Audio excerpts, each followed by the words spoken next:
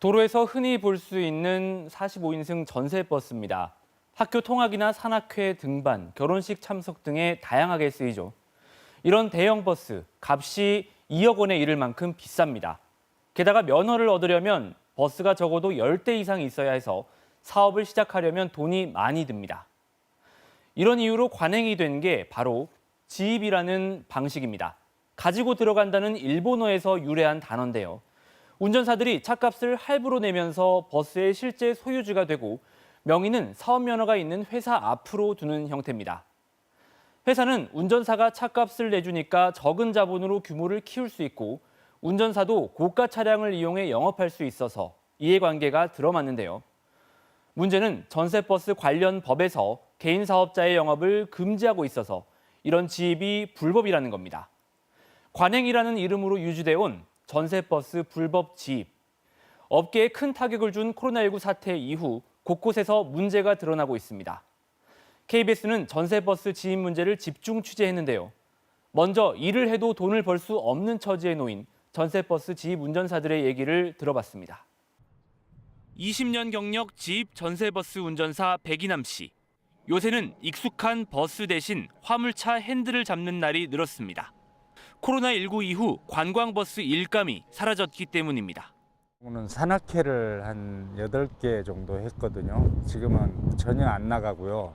한 달에 한 번 나가기도 어렵더라고요. 어쩌다 회사로 일거리가 들어와도 개인 사업자 형태인 지입 운전사에게 돌아오는 몫은 극소수입니다. 그래도 지입차들한테 돌아오는 몫은 없고요. 회사 차들이 거의 다 뛰고 없습니다. 없어진 일감보다 더 무서운 건 지입 버스 유지비입니다. 차량 할부금 300만 원에 지입료 50만 원, 보험료까지 더하면 월 고정 지출은 거의 500만 원. 매달 벌어서 메꿔야 하는데 수입이 없으니 빚만 쌓입니다. 애써 일을 해도 손에 쥐는 건 거의 없습니다. 제 작년에 2달 정도 대학교 통근을 뛰었는데요. 한 800 정도를 벌었어요. 회사에서는 그 돈을 다 가져갔어요. 저한테 딱 30만 원 줬어요. 1년 가까이 영업이 뜸했던 지입 전세버스 운전사 A씨는 지난달부터 통학 차량을 몰고 있습니다. 기름값과 통행료를 빼고도 월 200만 원을 받을 수 있는 일감이지만 차량 할부금을 내기도 모자랍니다. 이거라도 해야 그래도 밀린 부채를 조금이라도 탕감할 수 있는 상황이라 이렇게 일을 하고 있습니다. 고된 운전이 끝난 밤에는 또 일을 해야 하는 형편입니다. 쉬는 날 나가서 현장이라도 건설 현장이라도 나가서 뛰고 이렇게 해야 그 돈 가지고 핸드폰 요금이라도 내고. 지난해 전국 전세버스 매출액은 평년의 5분의 1 수준. 최악의 업황 속에 구조적으로 매달 수백만 원씩을 지출하며 일해야 하는 지입 운전사들은 빚에 허덕이고 있습니다. 이거 해 나갈 수가 없습니다.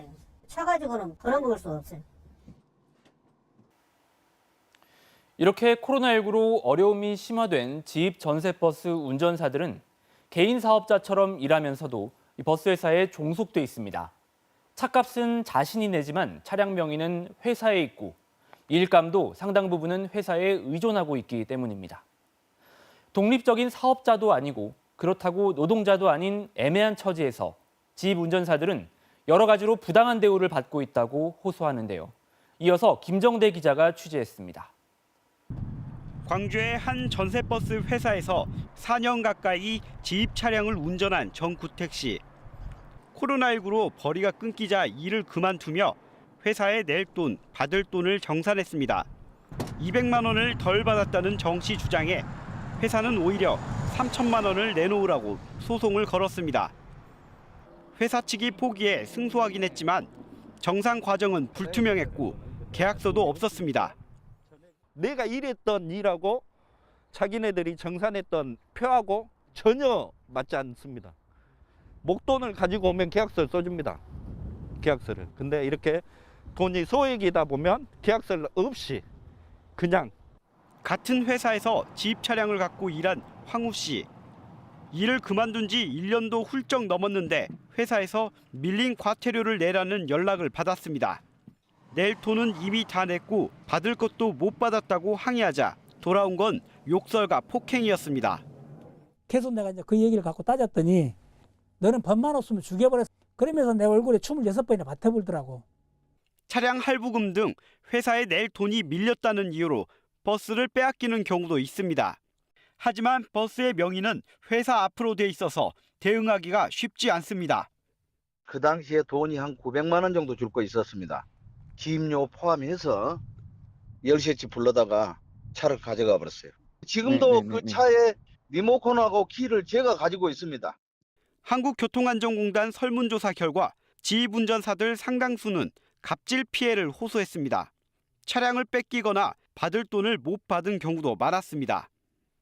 지입 차량을 담보로 캐피탈 또는 제2금융기관에 대출을 담보대출을 받고 유용 또는 이제 부도를 내므로써 지입차주들이 재산상의 피해를 보고 있는 게 지입운전사들의 피해 호소에 대부분의 전세버스 업체들은 업계가 어려우니 어쩔 수 없다는 반응을 보였습니다. KBS 뉴스 김정대입니다.